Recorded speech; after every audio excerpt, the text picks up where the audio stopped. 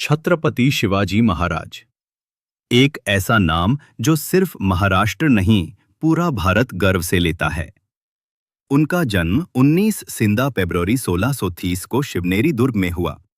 लेकिन उनका सपना सिर्फ एक फोर्ट का नहीं था, एक आजाद धरती का था। उनकी मां जीजाबाई उनकी पहली गुरु थी। उन्होंने रामायण और महाभारत की कहानियों से शिवाजी के मन में धर्म, न्याय और वीरता के बीज बो दिए। शिवाजी ने बचपन से ही देखा था कि कैसे मुगल और आदिलशाही शासक देश को लूट रहे हैं और लोगों में डर बस गया है। लेकिन शिवाजी ने डर के सामने झुकना नहीं, उससे तोड़ना सीखा। 16 साल की उम्र में उन्होंने तोरना का किला जीतकर अपनी पहली विजय लिखी और उसके बाद एक एक करके राजगढ़, पुरंदर, कोंढना और सिन्हागढ़ जैसे दुर्ग जीतते गए। उनका युद्ध का तरीका अलग था। दनिमी कवा यानी गुरिल्ला वॉरफेयर, छोटी फौज, तेजी से हमला और बिना हानि उठाए विजय। उनके दुश्मन उनके चालक युद्ध नीति से डरने लगे और उनकी सबसे मशहूर जीत थी अफजल खान पर। अफजल खान ने उन्हें गले मिलने बुलाया, पर शिवाजी तैयार थे। उन्होंने अपनी बाजू के अंदर बागनक छुपा रखा था। जब अफजल खान ने उन पर वार किया, शिवाजी ने उससे धरती पर गिरा दिया। ये जीत सिर्फ एक दुश्मन पर नहीं, एक डर पर थी। शिवाजी का राज एक धार्मिक हिंदू राजा का था, पर उनकी नीति सेक्युलर थी। उन्होंने कभी किसी धर्म के लोगों पर जुल्म नहीं होने दिया।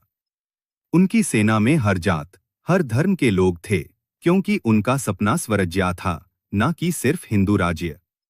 शिवाजी महाराज ने सिर्फ तलवार नहीं चलाई, एक श्रेष्ठ प्रशासन भी स्थापित किया।